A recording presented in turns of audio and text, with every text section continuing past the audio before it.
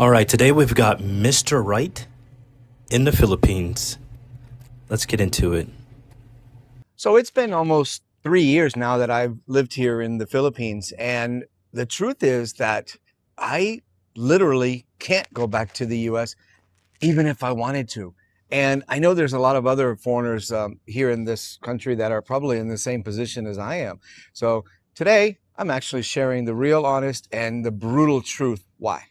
I'm going to tell you one thing. I can't go either. Not only can I not go, I don't want to go back. So when I moved here to the Philippines almost 3 years ago now, I really didn't have a plan, and I didn't know if I would stay here permanently or not. I just knew that I just really wanted to be here, and I just thought I would take it one day at a time and, just see what happened. But now here I am 3 years later, and this is home for me. But I also recently started realizing some things that I hadn't really.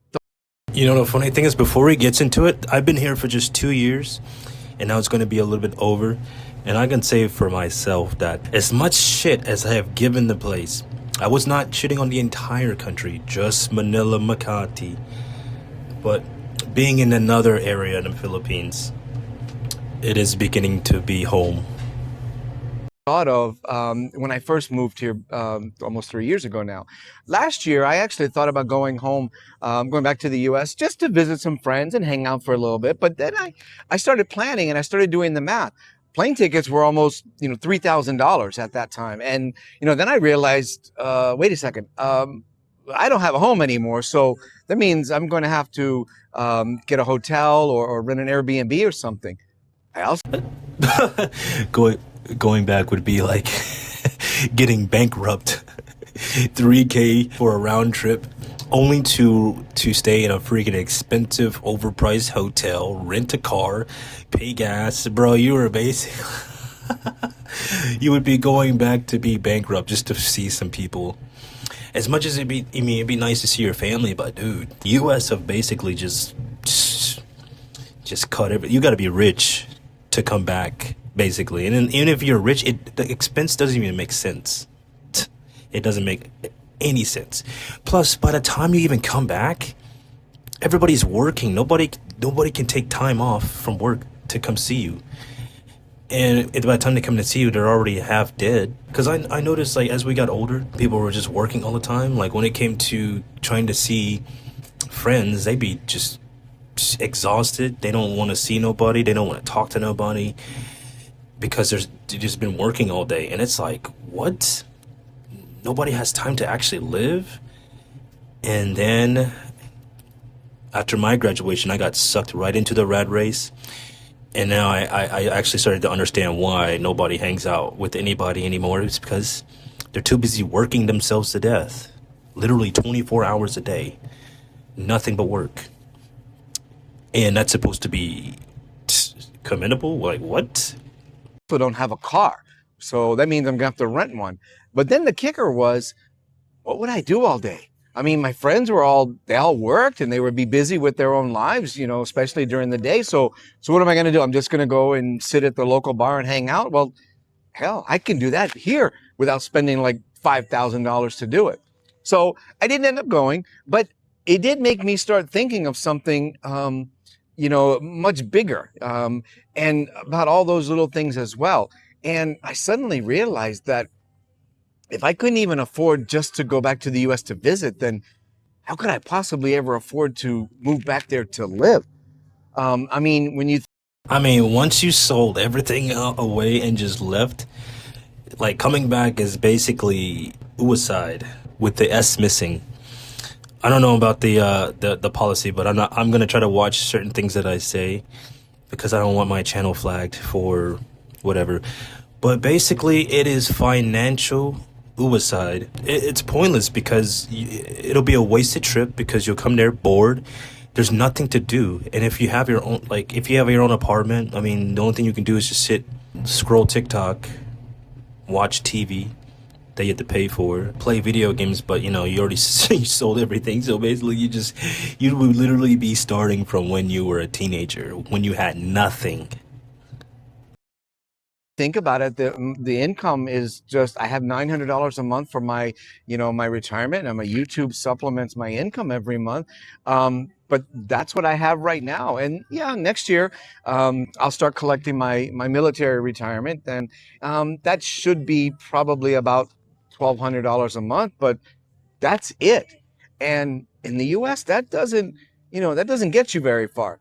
Also, I don't have a home to go back to, no nice condo, and you're going to need a minimum of $1,500 a month for anything decent. Then you're also going to need first, last, and the security deposit up front. So that's like $4,500 just to move in. And then remember, I don't have any furniture, no pots, no pans, no dishes, no nothing. So I'd really be starting over from scratch. And then I don't have a car. I'd probably need one right away, which means a down payment, and then car payments every month, insurance, gas. The more I listen to this, the more it kind of just gets on my freaking nerves, is hearing this shit. It's out of the cards. It's no longer your country anymore. You can't even come home, bro, because you have nothing. Even if you had a little money, it is not even enough to scratch the surface of what you need to actually do anything. As soon as you leave the airport, you are homeless. Even if you have money, you're homeless. That's how bad it is. Here in the Philippines, like in a very cheap like province area, for a year lease, it would cost you for a studio room apartment 8,000 pesos, which is a little over $100 a month. And also, if you have to do like a 1 month in advance payment and then a security deposit, it would only cost you $400 up front. If you have $400 on hand, you can start your lease just like that. But make sure that you like the province area first before you do that, because if you commit to a year in a place you hate, you'd be miserable. Cost and maintenance. And then that doesn't even mention account for the basic living expenses like electric, water, food, phone, internet. And I would probably need, to pay deposits just to turn on the utilities. And then what about health insurance? I probably couldn't even afford to have that. And the job reality is that age discrimination is real in the U.S. So, finding any decent job at my age at 59, it's not going to be easy. And my old job was very specialized. I was an intelligence analyst for the federal government. And I don't have my top secret security clearance anymore. So it's not like I can just walk right back into my, my 6-figure job. And honestly, what other skills do I really have, especially after a 3-year employment gap? So, that would be fun trying to explain that in a job interview, especially at my age. I can never get a regular job ever because I have a 3-year gap. Because for one, I had my own oil field company. Owning a business kind of puts you out of that 9-to-5 employee thing. Being over here for 2 years is the other 2 years. I'm going to say if you have any type of gap in work, if you are not a slave in the system forever, then whenever you need a job, if you have any like gap and you need a job, you're done. No one is going to hire you unless you have been a slave since day one. But if you have been free for a couple months, you're done. You can't buy no house. I had a job when I was in college, but then after I graduated, I didn't have a job for 2 months because I just wanted to travel around and see people. And then when I tried to buy a house, when I tried to go through a Rocket Mortgage to get a house, there was some flags that was preventing me from doing anything, and it was because I had a 2-month gap. You have to be working for at least 6 months, but if you have a 2-month gap, you can't buy a house, and maybe you can't buy a car. You can't do anything if you have a 2-month gap between work. And if you have a 2-month gap between work, you probably can't get another job. The only way you can actually get past that, bypass that bullshit, is to not work for a corporate company, but go to a small family business that will literally hire you, do the W-2 thing. That is going to be your employment field. That is the only way I can think of saving yourself, is go to a small town, find a small business that will hire you as a W-2 employee, and that's how you recover your year gap, your month's gap. But if it's been 4 years, oh man, I don't know. I'm not sure. You might have to go to a farm. You might be able to save it, make up for the time by working on a farm for a year. The U.S. is so freaking crooked and upside down that if you do anything outside the system just to get a break, you're done. You can never come back. You can't come back to recover yourself. You're basically screwed. So you have to figure out what to do while you are gone. And if you left the country, you might as well just stay gone because it is no longer your country. Because any country that makes it almost impossible to come back and recuperate, it's not a home. It's not a home. United States will probably never be home ever again because they have built-in discrimination systems to where if you have a certain amount of time you haven't worked, or if you're a certain age, you're done. And they don't care. There's no assistance programs, there's nothing. So you're better off using every type of every type of thing you can think of as a way to build income online. Honestly, if I move back, my YouTube income would probably die as well, because this YouTube channel is built entirely on my life here in the Philippines. And, if I leave the Philippines, then I basically leave the channel, and that income would eventually die out. Um, Forget about any kind of dating or any real kind of social life to speak of. And like I said earlier, my old friends, back home, they're all busy with their own lives, their own jobs, their own families. And, I've pretty much lost touch with, almost all of them, except for, the occasional, happy birthday, Merry Christmas, Happy New Year. So it's not like I can just, show up and, expect everything to, be exactly the same and just walk back into my life. I mean, I really pretty much be alone most of the time. And, what kind of quality of life would I have? Especially on that income. So yeah, sure, I could move somewhere. Yeah, that's actually another one of the dark realities. If you've been gone for a while and you try to come back, it's going to be like there's nothing. Connections have been lost. And I didn't realize it over like the past 2 to 3 years that like that same bond, that friendship, that everything that I had back, in the States has disappeared. It's no longer there. It's never going to be the same. I had this friend that I used to be good friends with when I was in college. He was a grown ass adult. We used to share songs, back and forth from Spotify. Recently, I shared a song with him, and then he texts me, "Why are you listening to American songs? You haven't even been here for 2 years." And I'm like, because it's music. It doesn't matter if I've been away from the US for a while. They play American songs here too in Asia. And so seeing that text message, and after that he didn't text me back no more. It kind of broke me a little bit because for the longest I've been talking to him about moving abroad. I've been talking to people about traveling and doing this and doing that. And then when I finally do it, it's like they just kind of slowly just disappear out of my life. And it made me just not want to keep in contact with anyone because it just gets kind of depressing. And that's kind of why I don't have friends in the US like that anymore. I live here now. I have friends here now. Someone had the nerve to gaslight me and tell me that the reason why I'm not social or I don't have friends now is because I don't have confidence or some just made up gaslighting bullshit. And it's like these certain people just don't have any idea what the hell's going on. I just want to add that in there. But yeah, it's one of those dark truths that you have to accept when you cross over. You'll have a better life, of course, but you'll be leaving all those memories, all those movements, and plus a lot of my good friends are in a grave, and I'm not even sure if they would actually be happy for me or they would turn out the same as the ones that are still alive today. Cheap, and I can rent a room for a few $100s maybe, get a cheap old car and eat at home all the time, and I could probably make it work. But is that really living? It really feels more like just barely surviving. Everything I have here, the lifestyle, my nice condo, the community, my friends, the experiences, being able to travel around the country almost whenever I want, and I can actually afford to date, beautiful women here, the much lower cost of living. I mean, none of that wouldn't exist especially on my income back in the US. Look at this place, and I know people will hear this and, they'll assume that it's a sad story and that I'm trapped, but, nothing could be further from the truth. Yes, I can't afford to go back. Yes, my financial reality makes returning, virtually impossible.